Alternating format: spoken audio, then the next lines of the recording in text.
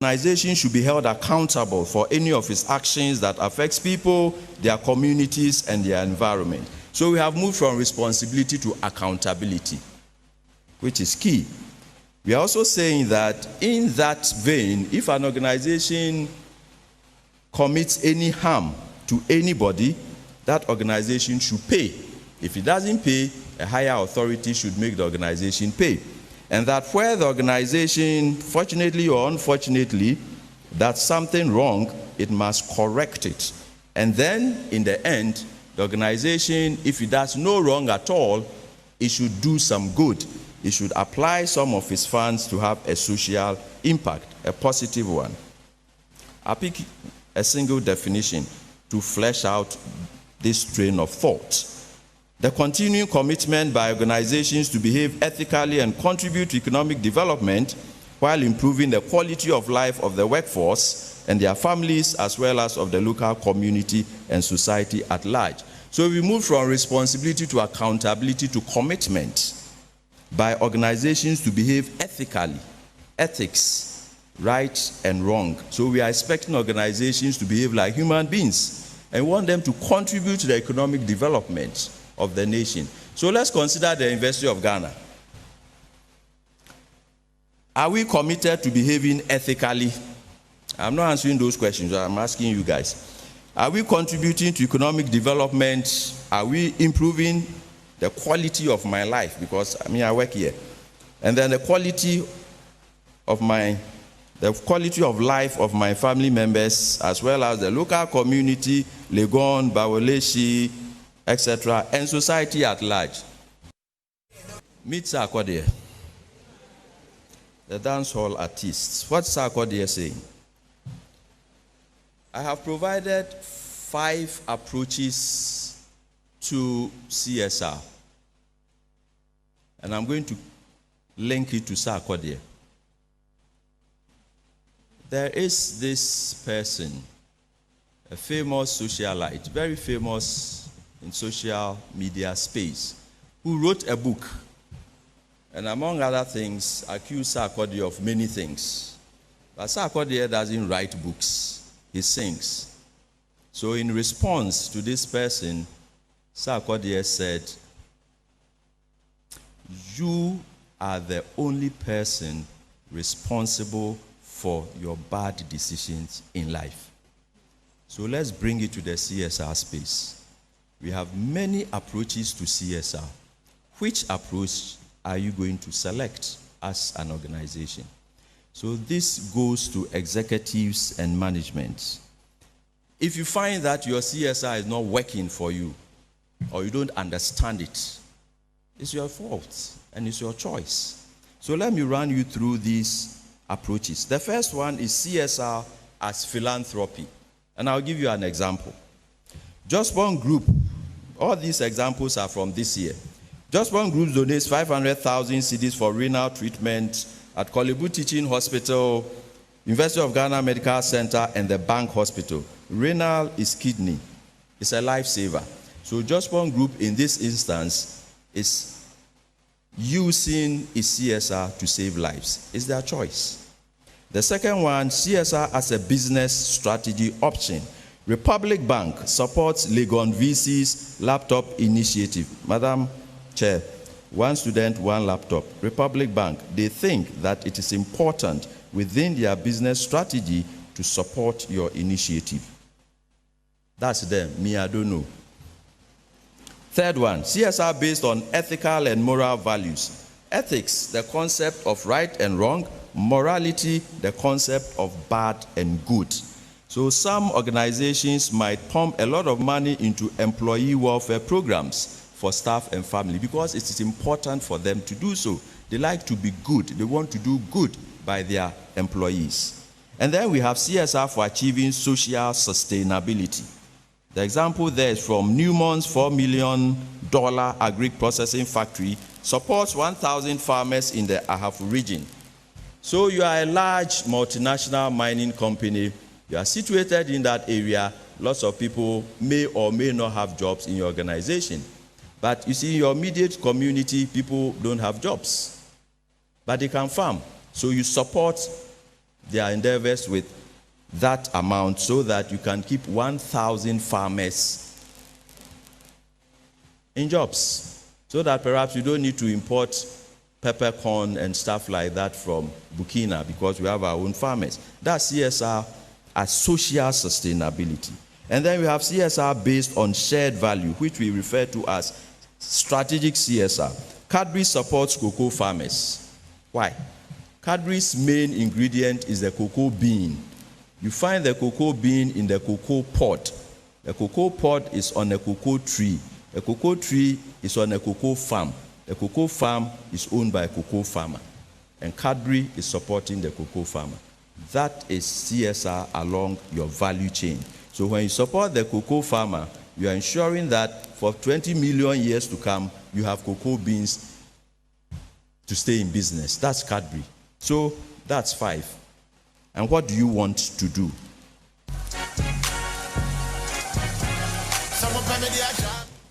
An organization can decide to adopt an Indomie type CSR approach or a Calipo type CSR approach. So what is an Indomie type CSR approach? Earlier on, I spoke about the fact that some organizations have not functionalized CSR in their operations. So you go there, you don't find CSR. That is an Indomie CSR approach. So you do your CSR once as an event, or as a happenstance, or as an activity, and then we don't see you again. That's an Indomie approach to CSR. Calipo approach to CSR, you might do several events in the year. You might even do a single event over a lot of years. So you can decide that come every Easter, you are going to organize Easter soup free. Everybody should come. Easter comes once a year. But you consider that to be your CSR. That one is up to you. And then you have the third type of CSR. You can see it right there, so I won't mention it. Just say it for yourself. That is the type of CSR that changes lives. We have looked a little bit at the CSR that improves the well-being of your employees. When COVID struck, a lot of organizations took the trouble to ensure that the workplace was a safe place to come and work. Those who did not do that ended up facilitating the activation of COVID in a lot of people's lives with some dangerous consequences. So what I have done is to metaphorically apply Indomie, Calipo, and condoms to CSR. That's all. There's nothing complicated about the title. So for those of you business executives, even for those of us here in the University of Ghana, tomorrow morning when you wake up and you go to work, ask yourself, what is the nature of my CSR? Love, what are we going to do with it? I'd like to introduce you to Heavy D and the boys. There's a lot of theory flying around. When we pick the theory, what do we do with it? So I'm going to pick 3 articles and explain what I've done there. This first one, Businesses, CSR, Theory, Opinion, and Evidence from Ghana. What we sought to do, or what we wanted to find out, was to ask this question. If we put indigenous Ghanaian firms here and internationally connected firms there, we want to see how they understand CSR and how they execute CSR. It was the first large-scale survey in Ghana on CSR. And this is what we found, that the organizations, the companies that have international connections, perhaps they are local subsidiaries or international groups, they are franchisees, etc., etc. What we found was that these companies are more strategic, they are more moral, more ethical, and more studied in their approach to CSR. As for the indigenous organizations who have no links whatsoever, you can guess what we found. See no evil, speak no evil, talk no evil. They suffered from a severe lack of exposure to CSR understanding and CSR benefits. They were less strategic and they were less ethical. The second paper, I decided that if I've looked at the organization, I'm going to look at the people who run organizations. So this is an examination of executive and management attitudes on CSR and ethics in Ghana. And what did I find? I found that in organizations where their executives and management considered themselves to be ethical, they believed in a God, irrespective of which God. They believed that they were good people. You could somehow see that these things were streamlined along their organizational CSR endeavors. And then we also found the converse, that where organizations were supposedly doing good things, the people there considered themselves to be good. In fact, I met some executives who told me that they have changed, quote unquote, because the culture in the organization was good. So they had to bend to the culture in the organization. So culture is important, even in CSR. Now, this last one, so we have organization, we have management, and this last one looked at potential employees, young job seekers. Very, very recent. So I went around asking young people who were engaged in their first degree programs, what do you think of CSR, and what would you like organizations to do in terms of CSR? They all say, yeah, it's very important. Responsibility is A1. I say, okay, what type of CSR? I say, yes. Now you are talking. We want to work in organizations that think about us. Give us plenty money. Pay us to sit at home and not come to work. Pay our children's school fees. So, executives, these are the people that are coming to work for you in a few years. They like the idea of responsibility. They like the organizations to be good, but to be good to them first before any others. Governments run countries, and governments have a role to play in CSR because they have to tell us what we must do. This is Jackie. She's Daddy Lumba's daughter. She has a fantastic voice. Now, Jackie is speaking about her bae, her love interests. And she's telling him that my mind day for you and my heart beats for you. Now, let's replace Jackie's bae with the government of Ghana. This is what I'm saying to the government of Ghana. Are we in your mind? Does your heart beat for us in terms of CSR? You can all answer that question. Me, I don't see. But you see, surprisingly enough, the government of Ghana facilitated the writing of a national CSR policy. We started in 2013.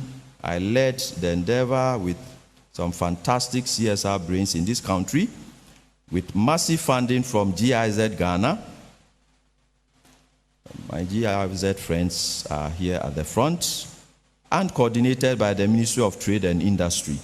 This national policy was submitted to MOTI in 2014. 18 months later, approved by Cabinet, and then launched in the same 2016. How many of you have seen the national CSR policy or even heard about it? I can see one or two hands. So that is how fast government's heart beats for us in CSR.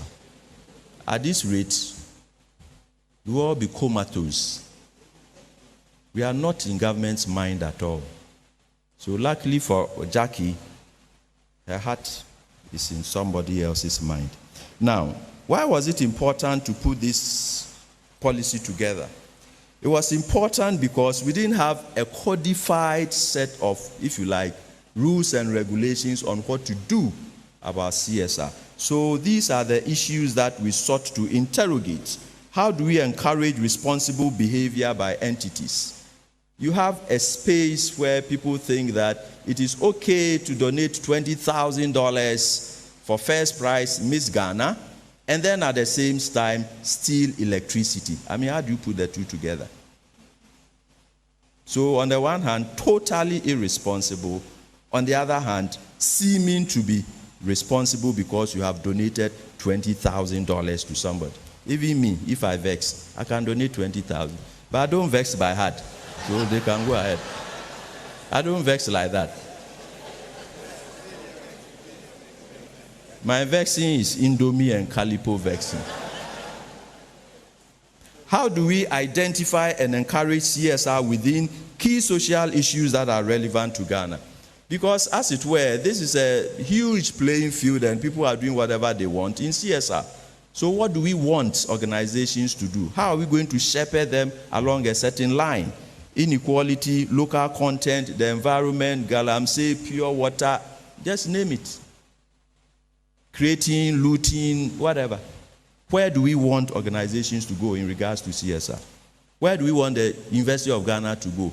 As for their case, I'll tackle it last. The people behind me. Me, I'm just giving a lecture. How do we encourage zero negative impact while supporting growth of all forms? We mentioned at the beginning that impact is negative and positive. So how do we encourage positivity and then depress the negative? How do we encourage and ensure measurement? You see, if you do good things, you want us to know about it. You want to measure.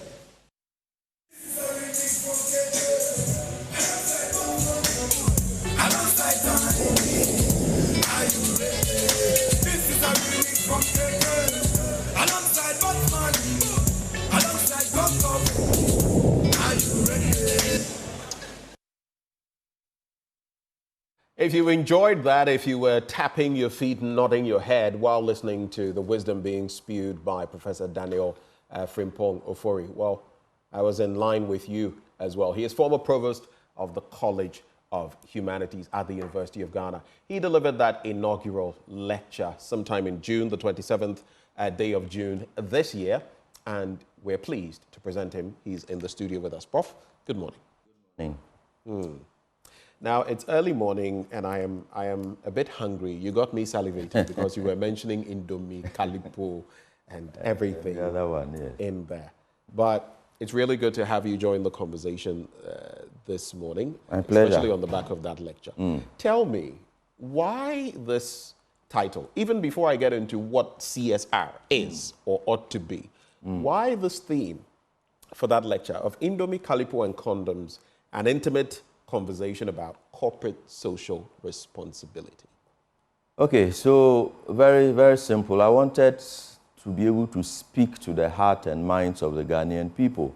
You know, inaugural lectures sometimes are thought to be very dense and complicated issues, but I wanted to bring it to everybody's understanding so that at the end of the day, everybody will be a semi-expert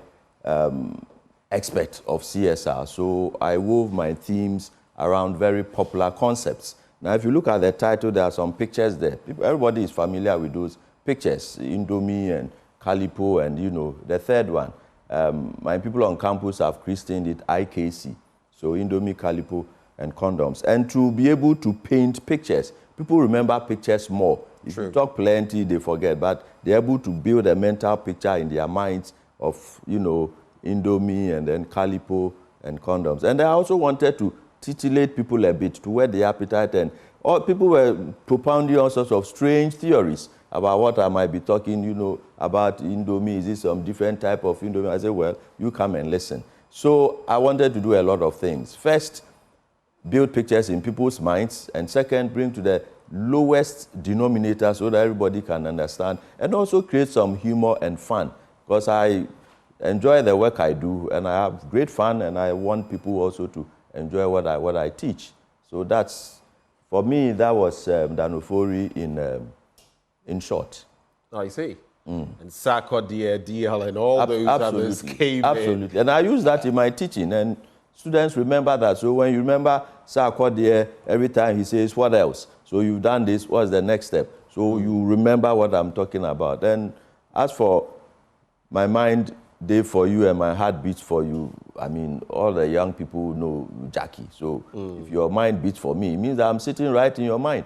And what am I doing in your mind? Am I causing trouble, or am I giving you some benefits? Am I giving you a heartache, or am I giving you a warm glow when you think about me? So in terms of CSR, when you think about CSR, does it give you a warm glow, or does it give you a heartache?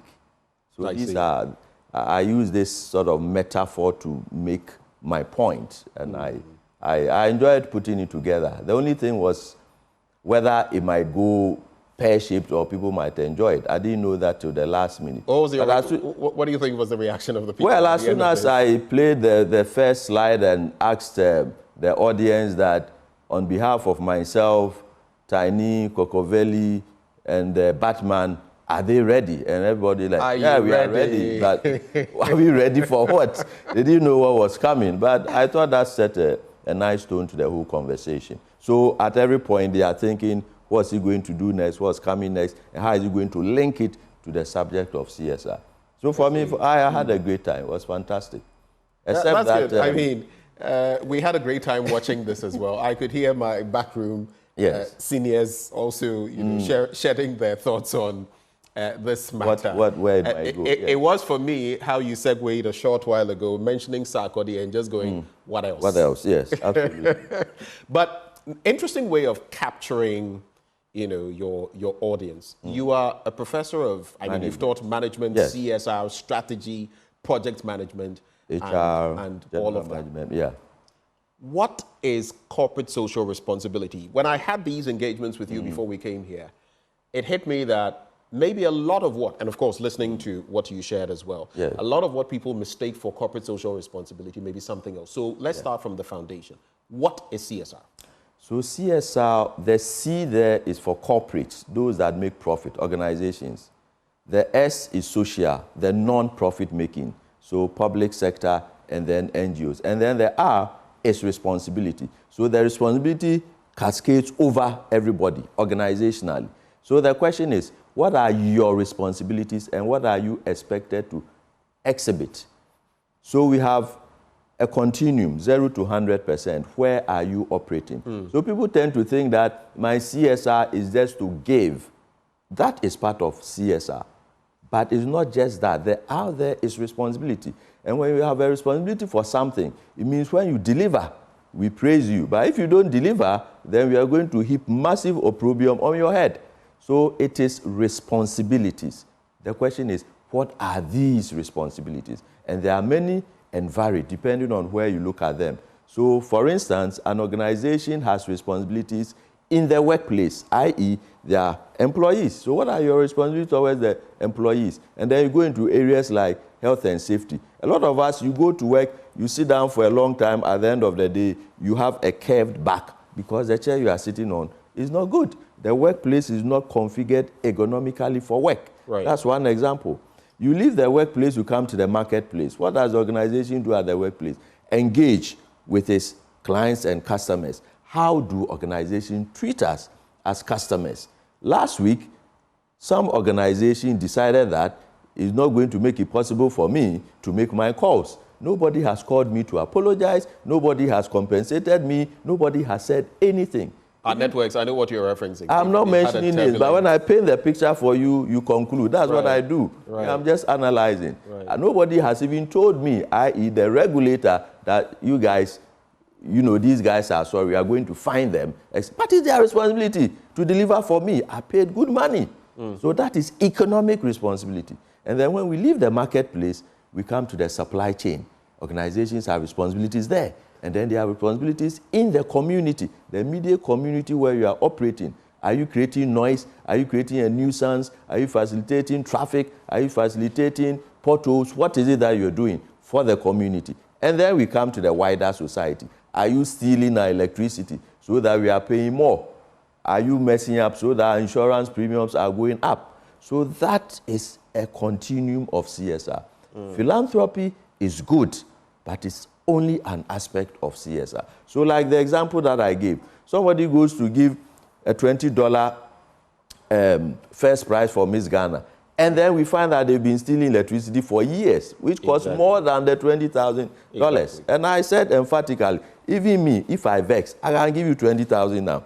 I don't vex by heart. You don't vex by heart. I don't have You don't get upset quickly. No, I don't do that kind of vexing. So let me see whether I can try to get you to vex. It won't happen. It won't happen. 20K. So I'll vex in the Indomie kind of vexing. So we need to understand that organizations have raised basic responsibilities. Right.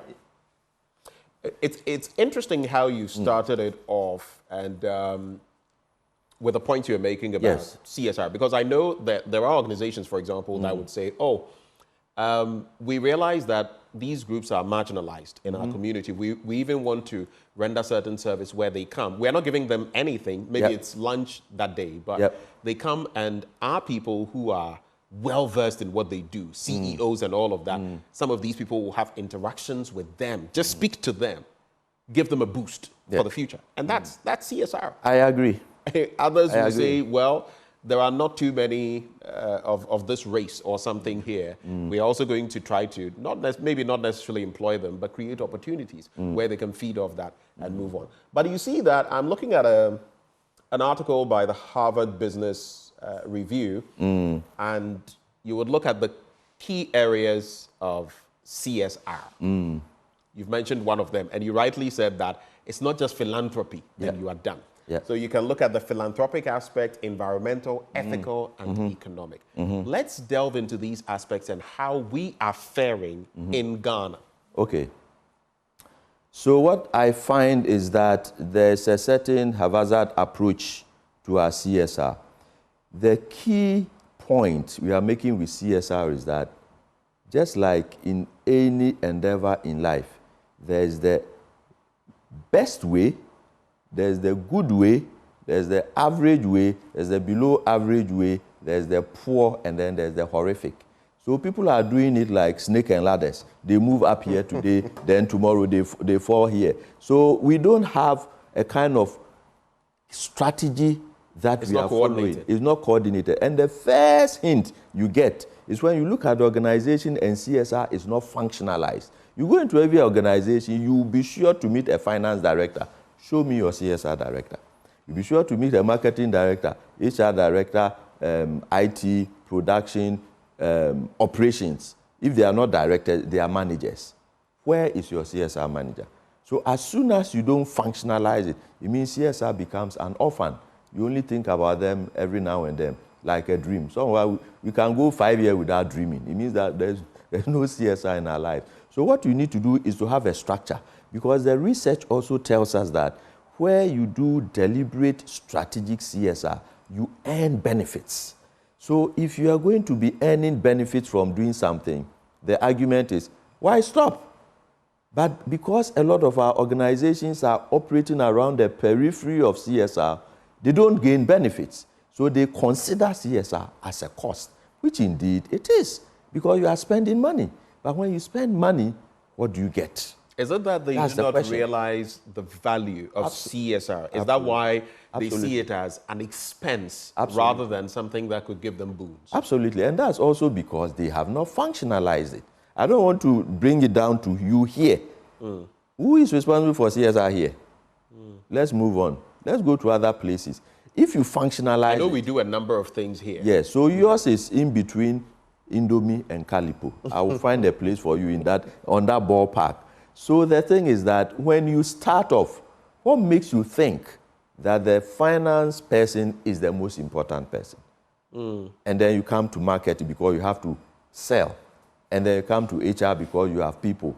So by the time you start operating, CSR becomes an afterthought. And that's the first mistake we make. CSR must be on board, because you are going to say that I have a vision, I have a mission. The next thing should be CSR in your strategic planning formulation. CSR should be at the top, because you want to see how you're going to affect the society. CSR is essentially an interaction between the organization and society. And so long as we have organizations, we are going to have CSR. The question is, how? How? What are you going to do? Right.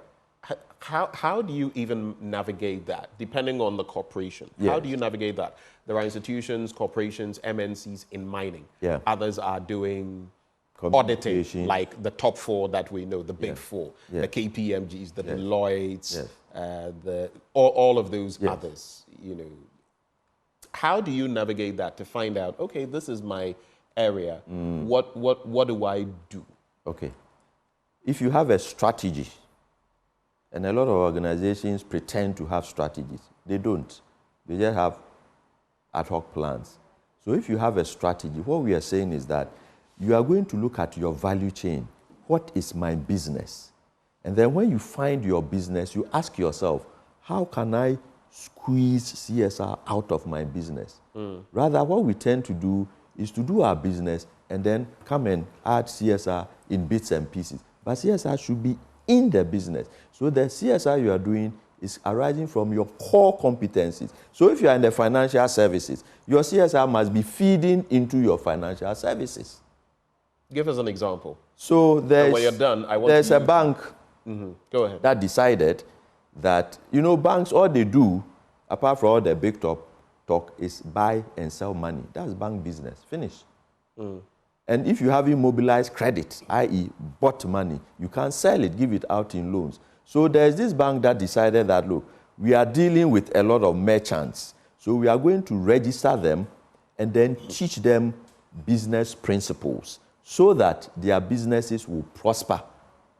They called it financial inclusion. And whilst doing that, what did they do? They put a POS in every merchant's premises, and they open bank accounts for them. So when the merchant does business, when they sell, the money goes right into their bank account with this bank A. So the bank is not coming out to Ghana, 2 million for 2 million, pass your salary here. They are not doing that. That's not how they mobilize deposits. They are changing the lives of merchants by teaching them how to run their businesses properly, draw up a ledger, credit and debit, and enabling the merchant to do good business. Because when the merchant is doing good business, making more sales, they are putting money in their account, which is in your bank, which you are then using to give loans. That's strategic CSR. In the lecture, I gave an example of, I used the Cadbury example. Your business is chocolates and other things. What is the base of chocolate? It's the cocoa bean. Cocoa bean is sitting inside the cocoa pod, which is on the cocoa tree, which is on a cocoa farm, which is owned by a cocoa farmer. Their CSR is with the cocoa farmer. Because as they enable the cocoa farmer to do good cocoa growing business, they get more cocoa beans for their business. So you need to look at your value chain. Ask yourself, what is my business? And where is the CSR in that business? Because so long as you are earning benefits from your CSR, you are not going to stop. You are not going to wind up your CSR because it's a cost. Why should that organization stop supporting cocoa farmers? Who is going to produce your cocoa beans? It's a strategic move. We are ensuring that for the next 1 million years, we have cocoa beans, because cocoa beans are the bedrock of our business. So you've got to ask yourself, what is my business? My business is water. My business is that. My business is comms. My business is whatever. Where is the CSR in that? Another aspect to it is that you can actually decide that even though my CSR strategy is not clearly thought out, what I'm going to do is to stop annoying people. That alone is CSR, because we are saying that there is problematic behavior arising out of organizations' operations. So what is that problematic behavior that you are visiting onto others? So I ask things like, where you are situated, your location, are you causing traffic? That is CSR. It's complete irresponsibility, because I don't have any business with you, I don't buy from you, I don't sell to you. Why are you causing me traffic? But a lot of our businesses are configured such that they don't even have parking space. And when you are minding your business, you are stuck in traffic for 10 minutes because somebody... Some of them have clients parked along the way, so they've blocked one side of the road. Yes. That's complete responsibility. Look at the amount of time we are spending in the traffic. Fuel is expensive. And then fumes, nitrous oxide, etc. is bad for our health. So by that singular irresponsible behavior of yours, of course in traffic, you are sending a lot of people to Kolebu for upper respiratory tract infections. And people don't see that it is irresponsible behavior.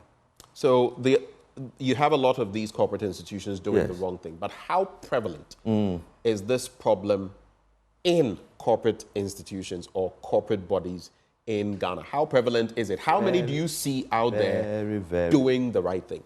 As I said, there are sort of spots. You know, when you watch National Geographic and you watch these cheaters, you see the plain coat and then the spots. So that's what we have on our a leopard can't change its color. Yes, and you have on a what do you call it, game park. So some organizations are doing very well. But what we need to understand is that you are not going to get to the point where CSR benefits you completely in a day. It's a journey. But some of us haven't started. And the reason why we haven't started is that we haven't functionalized CSR. That is extremely important. When I go to class, I ask my students, how many of you have had any CSR training before in your lives? Never. But they have accounting for non-accountants, finance for non-finance, customer service. Where is the CSR in it? Who has met a certified CSR practitioner in their lives? But everybody has met a certified accountant, certified marketing, certified HR. Where is the CSR? So it needs to be part of your DNA. It has to be. Otherwise, you are missing the point. Otherwise, you are going to be doing try your luck, Indomie and Calipo type CSR, and you will not get benefits. You say, well, of course, you know, when I go and give somebody a check for 100,000 cedis, I get visibility. But the following day, somebody else will be in front of the news, on the first front page of the newspapers. You are gone. And people the organizations that do good CSR, they don't come and tell anybody. Because when you are drawing up your annual budget, you don't come and tell me. You just run. We see that your organization is running. And by the way, staying in business, flourishing, growing is CSR. Staying in business, being flourishing, growing, all CSR. of that is part of CSR. So if you collapse, you are a very irresponsible company. What has happened? Because people have lost jobs. Right. Government has lost tax revenue. People have lost livelihoods. What could be more irresponsible than that? So the first law of CSR, stay alive, be economic. Because organizations give us what? Goods, services, and products. If all organizations were to collapse, what will happen to us? We will be dead. You are the source of people's livelihoods. Yes. So you must stay breathing so they can also You must be economic. That is responsibility number one. But organizations don't realize that. But let me ask you this, and of course then we can even expand it and talk about corporations, MNCs that have come into our country and have upped and left. Yes. I mean, we could extend it to that. We could. In terms of our own business environment and how it impacts these. But let me ask you, you've spoken a lot about doing CSR. Yeah. Why it is important. But I'm sure a lot of those corporate entities, CEOs, COOs, CFOs, and others watching us will then be asking, okay, Prof, this is what you're saying. What does it mean to us? How does it benefit us? Break it down for us. So the first benefit of being responsible, if it is, we are looking at it economically, it means that you stay in business. You are responsible. So you are watching your bottom line. Your business plan itself is good. Number two, CSR attracts good. Best talent wants to work for good organizations. CSR gives you a good reputation. You see, in the end, we consider being responsible as being good, quote unquote. Who doesn't like good people? Men want good women to marry, or some men want good men to marry. That's a different story. Women want good men to marry. So the concept of a good thing can carry to organization. And when you are good, i.e. reputation-wise, what happens to you? People do business with you. And where does that lead to? It improves your bottom line. So being good pays. So there's the economic, there's the attracting talent, there's the good reputation, there's even good flavor from government for the industry, that we know what you're doing, so we are able to cut you some slack. When you hear that so when and you say so has slack, are you talking of tax slack, relief no, slack. and all of that? No, when something happens, they don't jump to conclusion. They come and say, how do we fix this together? Right. So, for instance, if you look back in history, some organizations have had bad things happen to them, but we have cut them slack. We say, oh yeah, but these guys, usually, they give you good service. They give you value for money. When you call about a problem, they go out of their way to solve it. So that idea of good brings you a whole raft of benefits, which organizations don't see because they are too short-term. Organizations think that we want it and want it now. No, it's for the long haul. And if you stay in there, you will reap the benefits. So there are lots of benefits to CSR. Would, for example, and this just came to mind, Yeah. I'm sure you remember the bubble, the credit crunch, Yes. sometime around 2008, thereabout. In places like the United States, Yes. major banks were bailed out. Yes. Others were not. Yes. Would that be because of the image that had been created, what these entities stood for, maybe CSR? Does that feed into what you're saying? There are two things.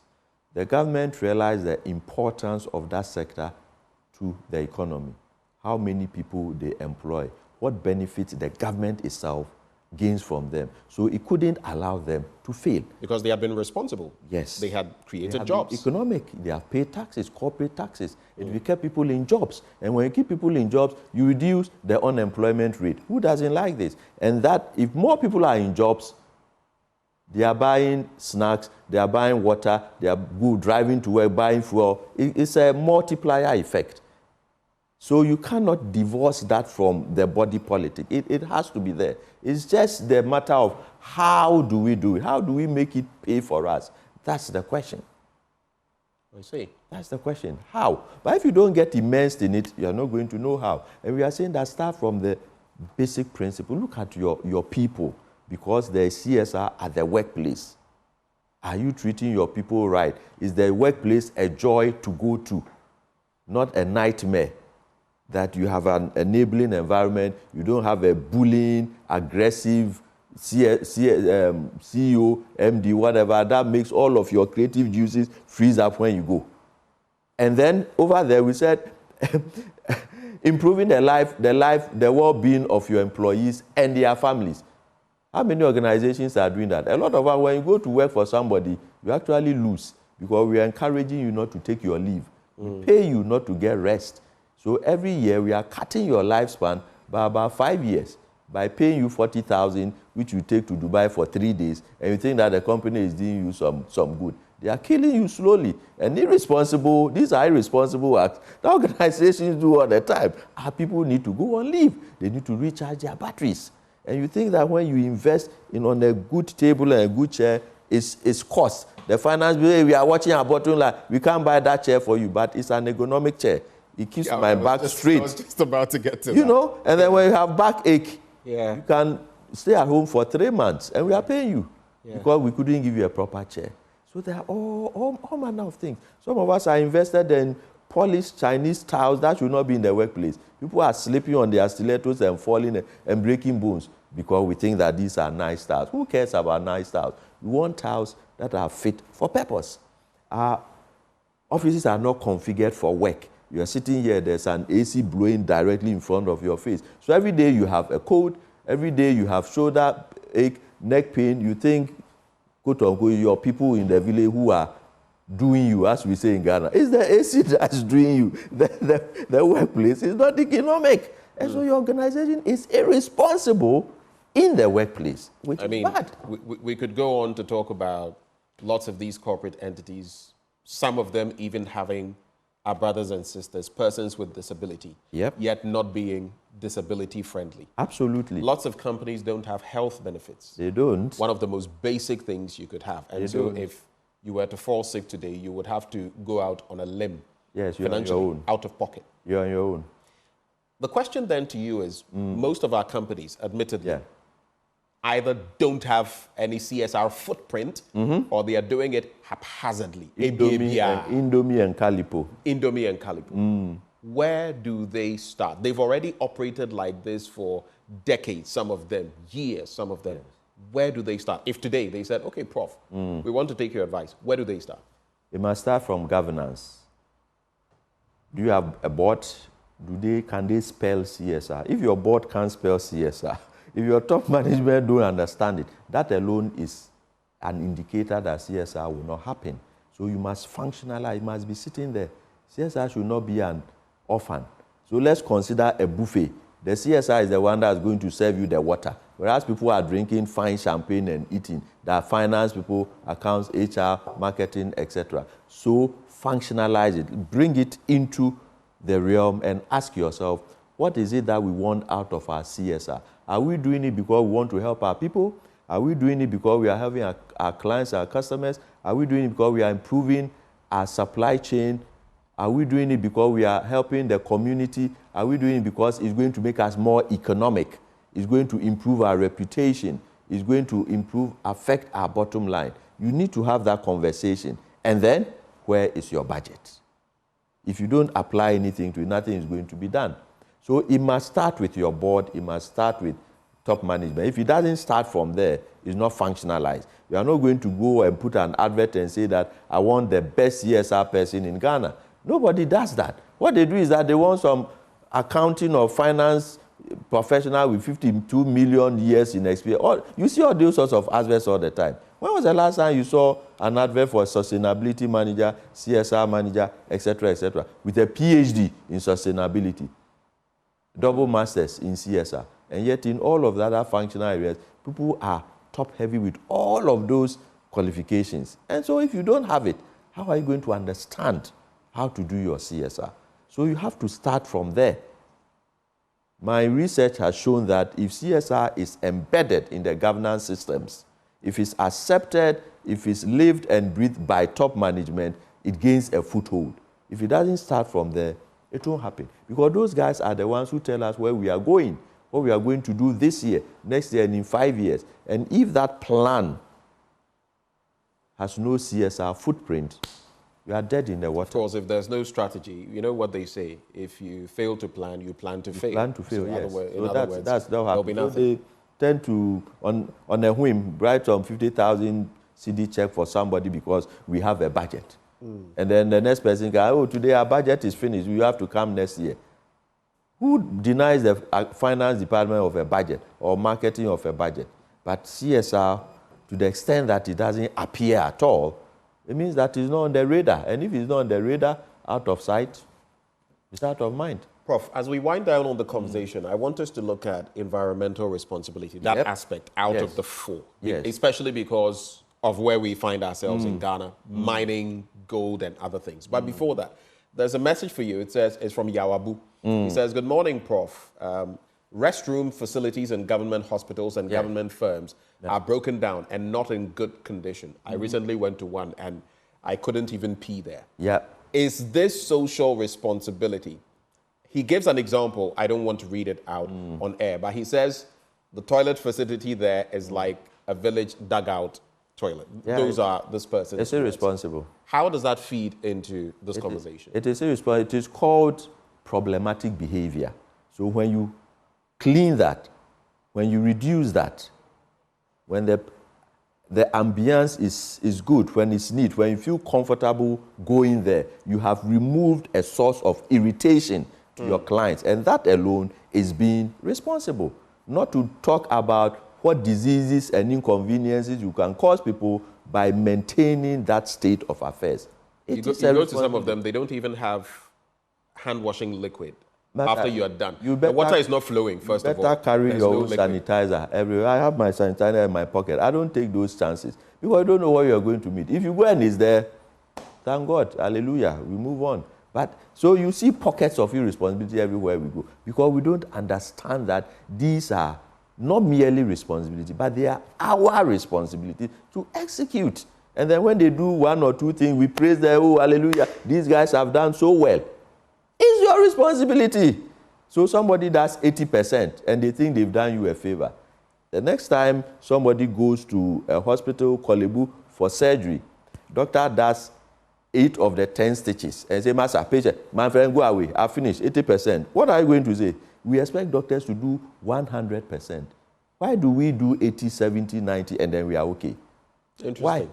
Interesting. Why? Another one in the washrooms that, just to conclude, you go to some places, they may even have the hand washing liquid. The water may be flowing, but you look at the faucet, yes, and it looks all green and stuff. You don't want to touch it because even when you are done washing, touching it again means you've taken. Because there's no tissue. There's the hot air.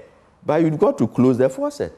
Usually you have to give me tissue. When I finish my business, I still hold the tissue and use it to close the faucet and not reinfect myself with whatever is on it. So before we go, and before I take your concluding comments, environmental responsibility. I'm looking at another document here that talks about, for example, reducing pollution, waste, natural resource consumption, carbon emissions and how to control them, recycling goods and materials, offsetting negative impacts by replenishing natural resources. We can talk about that, trees, forest cover, and distributing goods consciously by choosing methods that have the least impact on emissions, the environment.